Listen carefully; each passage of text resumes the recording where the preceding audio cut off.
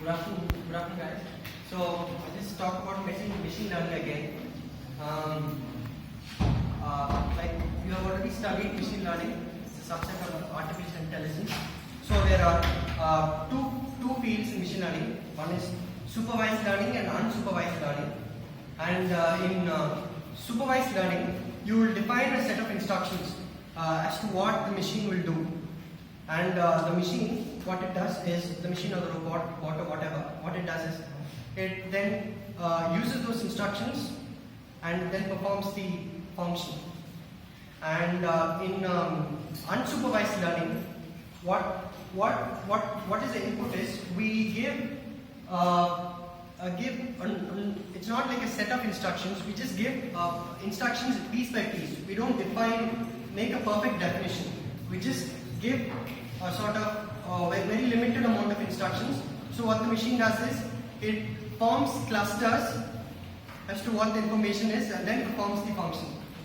And supervised learning is again divided into two types: classification and regression. Classification is just like discrete set of values. Discrete set of values in the sense, we have either true or false, yes or no. Okay, for example, you're eligible to vote only if you're above 18 years of age. So it will be either yes or no. Okay, or true or false. So those set of values we use supervised learning, that is classification. And for regression we use a continuous set of values. Continuous set of values in the sense, if you want to calculate the age of the employees in a database who are above 30 years of age, in that kind of situations we use a continuous set of values which comes under regression. So machine learning. So there's actually a course going on in Udacity and Coursera. It will be good. So if you guys are interested, you can take it up. Then I've already told you, I've given a few examples already on machine learning. That is, for example, Netflix. If you are watching some videos on Netflix. So what is the speciality about Netflix is that it gives you automatic recommendations. That is one. The second thing is, whatever videos you watch on Netflix, it automatically gets paused where you watch. Then next time you watch it, it will play from the place where you left off. So you won't have any problems, issues on rewinding or going to the place where you want to watch the film or series. So basically, it has only series.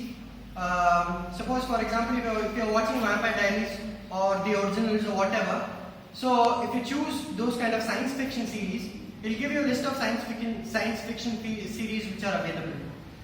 For example, if you're watching Vampire Diaries, and give you probably let's say Flash, Arrow, and so on. So all those things are these are all applications of machine learning, real life applications.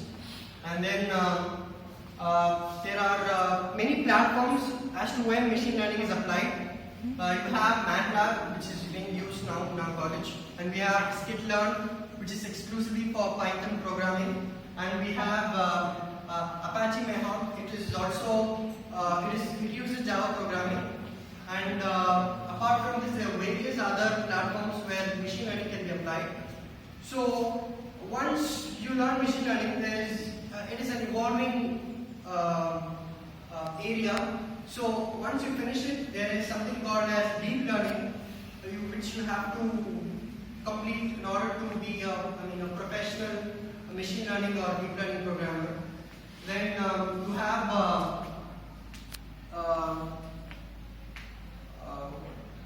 have you have to take various courses available in machine learning itself. There are even many categories in machine learning itself, so you could take these.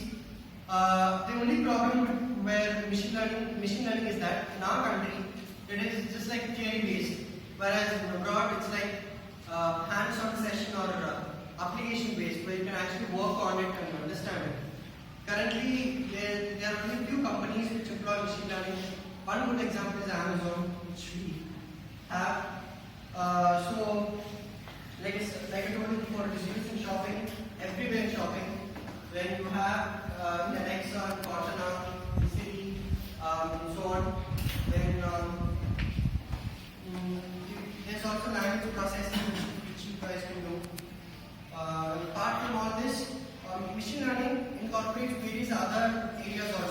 from cloud computing to Internet of Things. Like I must have already told you that we have something called Jarvis. So it was by this Facebook founder. What he did was he invented it. He got inspired by this Iron Man Jarvis, and he himself made this Jarvis and he put it into his action. So he has a kid. He's maybe 1 or 2 years old, I'm not sure. So what he does was that what Jarvis does is it puts his kid to sleep and it plays some songs. He controls it by using his mobile app, either through voice. And the voice which Jarvis uses is Morgan Freeman. I'm sure you've heard of him. The Jarvis uses his voice, so it's a bit funny. It reads out stories. It tells things which you don't know. It makes breakfast for him. And this is all incorporated through IoT and cloud computing. It gives him reminders. It sends him notes and so on. So, since he's a billionaire, he's able to do all those. So, what I'm saying is that machine learning is not. We have to have hands-on training in order to know what it is. So, it's a very good time to practice it. Why I'm talking about machine learning is that it has a very good future and scope.